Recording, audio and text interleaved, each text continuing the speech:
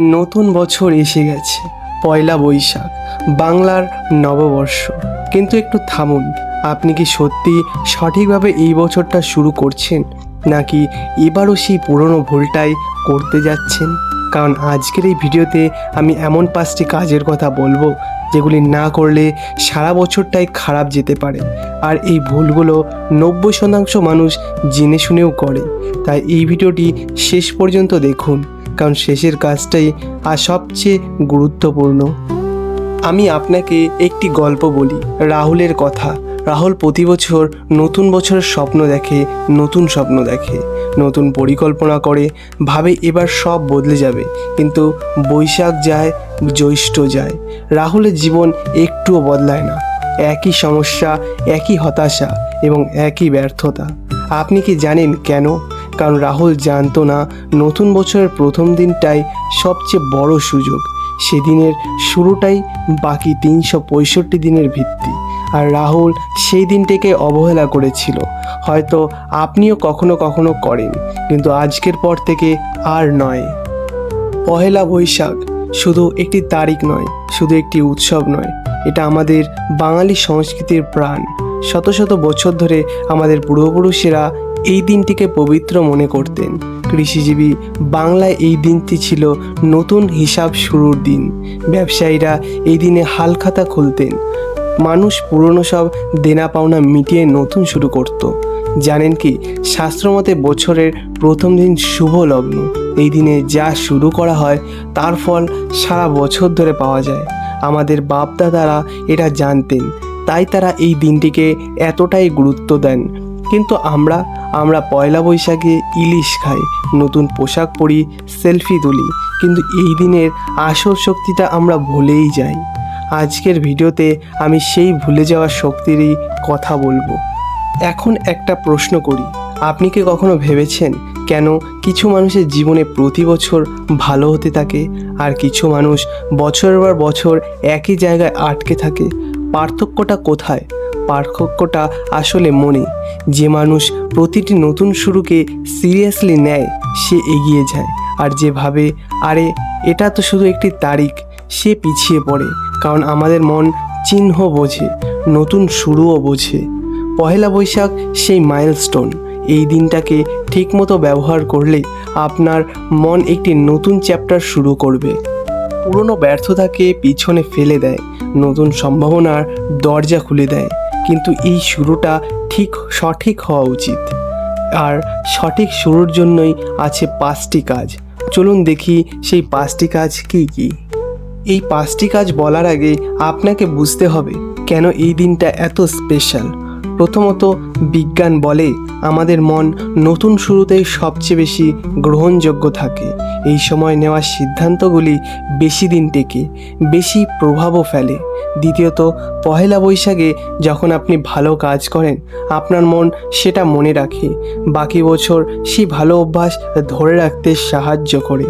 দ্বিতীয়ত, আমাদের শাস্ত্রে বলা আছে শুভ দিনে শুভ কাজ করলে তার ফল বহুগুণ বেড়ে যায়। পহেলা বৈশাখ সেই শুভ দিনগুলির একটি। তাই এই দিনের প্রতিটি মুহূর্তই মূল্যবান। এই দিনে যা করবেন তা সারা বছরের পথ ঠিক করে দেবে। এখন আসি মূল কথায়। এই 5টি কাজ মন দিয়ে শুনুন, কারণ এই 5টির প্রতিটি আপনার সারা বছরকে প্রভাবিত করে। নতুন বছরের প্রথম সকাল। অনেকে এই দিনে দেরি করে ঘুম থেকে ওঠেন, রাত জেগে ফোন করে কথা বলে, সকালে শুয়ে থাকে। এটা সবচেয়ে বড় ভুল। পয়লা বৈশাখের সকালে যত তাড়াতাড়ি সম্ভব উঠুন, সূর্য ওঠার আগে বা সাথে সাথে।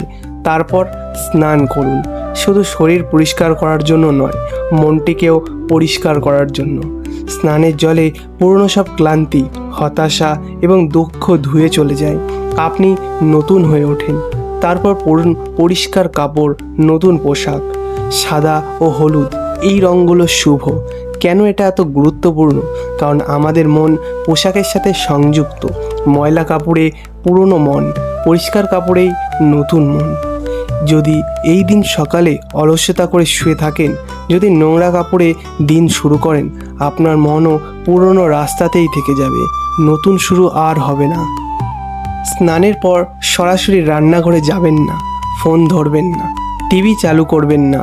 প্রথম কাজ, ভগবানের কাছে মাথা নত করুন, ঠাকুর ঘরে যান, প্রদীপ জ্বালান, ফুল দিন এবং মনে মনে বলুন, হে ভগবান, এই নতুন বছরে আমাকে সুপথ দেখাও, আমার পরিবারকে সুস্থ রাখো, আমাকে ভালো মানুষ হওয়ার শক্তি দাও।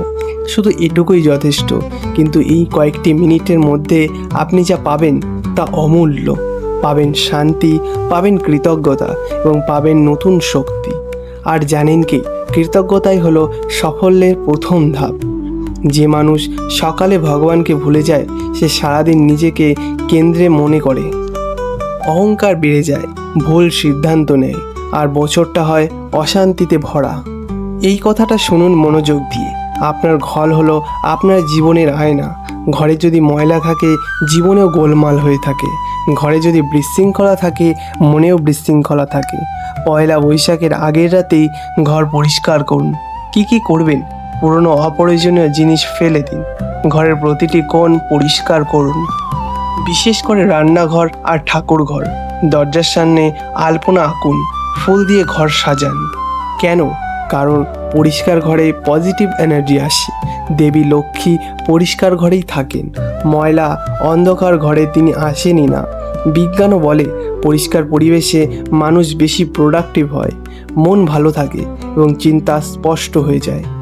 নোংরা বা এলোমেলো ঘরে নতুন বছর শুরু করলে সারা বছর মন অস্থির থাকবে, কোনো কাজেই মন আর আসবে না। এই কাজটির কথা বলতে গেলে আমার বুকটা ভরে যায়, কারণ এই একটি কাজ আপনার সারা বছর বদলে দিতে পারে। পয়লা বৈশাখে নতুন কিছু শুরু করুন, সেটা যাই হোক না কেন। নতুন বই পড়া শুরু করুন, নতুন দক্ষতা শেখা শুরু করুন, কোনো ভালো অভ্যাস তৈরি করুন, নতুন ব্যবসার পরিকল্পনাও লিখুন, পুরনো স্বপ্নকে আবার জাগরণ করুন। ছোট হলেও চলবে, একটাই যথেষ্ট, কিন্তু আজকেই শুরু করুন। কারণ আগামীকাল থেকে করব, এই কথাটা আমাদের সব স্বপ্ন শেষ করে দেয়। পয়লা বৈশাখে যখন আপনি নতুন কিছু শুরু করেন, আপনার মন বুঝতে পারে এবার সত্যি কিছু বদলাতে যাচ্ছে, আর সেই বিশ্বাসটাই আপনার সারা বছরের শক্তি। যদি পয়লা বৈশাখেও শুধু খাওয়া, ঘোরা, সেলফিতেই কাটান, যদি নতুন কিছু না করেন, তাহলে মন বুঝে নেবে এবারও একই রাস্তা, পরিবর্তন আর আসবে না।